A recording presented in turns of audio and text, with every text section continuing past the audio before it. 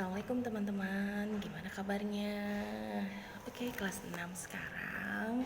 Kalian akan ditemani oleh aku, Bu Lili. Ya, pagi ini aku akan memberikan motivasi buat kalian ya. Motivasi kali ini aku akan coba menyampaikan surat Al-Asr.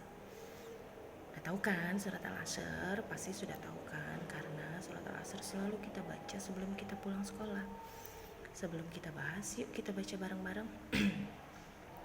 A'udzu billahi minasyaitonir rajim. Bismillahirrahmanirrahim. Wal 'asr, demi masa. Innal insana lafi khusr, sesungguhnya semua orang itu berada dalam kerugian.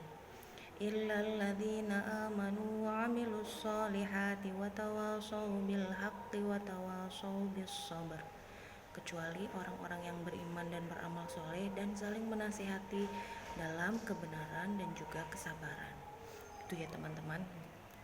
Jadi menurut surat Al-Asr ini, semua orang itu akan berada dalam kerugian kecuali yang pertama, orang yang beriman. Orang yang beriman itu siapa sih?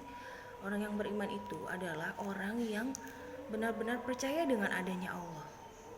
Jadi setiap melakukan sesuatu itu dia mempunyai rasa takut karena Allah selalu mengawasi mereka.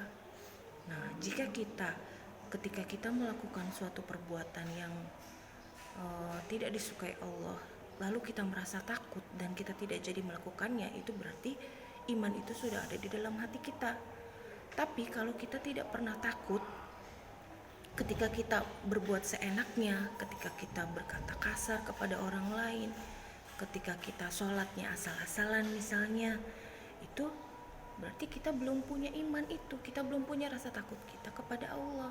Nah, yuk mulai sekarang coba kita pupuk iman kita kepada Allah ya, dengan mulai kita tuh selalu merasa diawasi oleh Allah.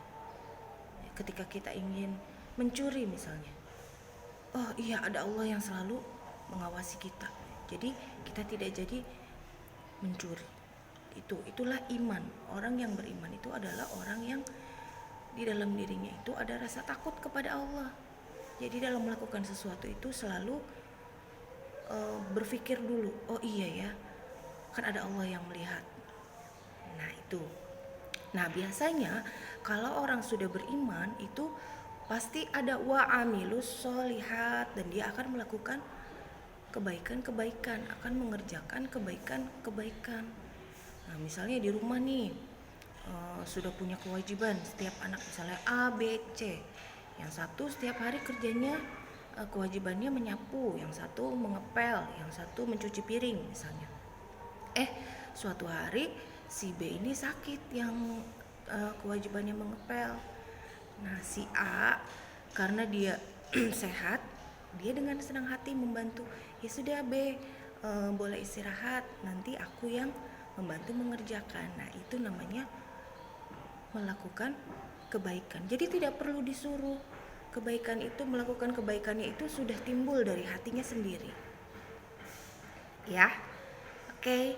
Dalam surat Al-Asr kita bahas itu dulu ya, dua itu ya motivasi kita pagi ini. Jadi jadikan kita selalu, hati kita ini selalu takut kepada Allah.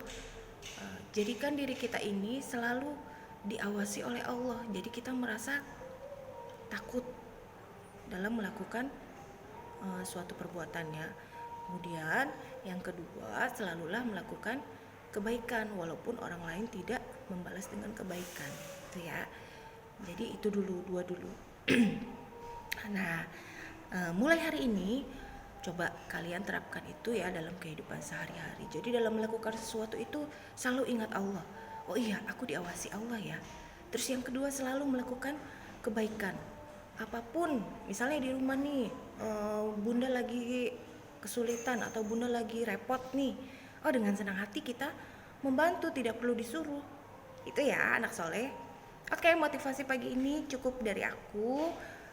Mudah-mudahan kita semua bisa melaksanakannya dengan baik ya. Besok kita lanjutkan lagi untuk ayat ketiganya. Sekarang cukup ini dulu ya teman-teman.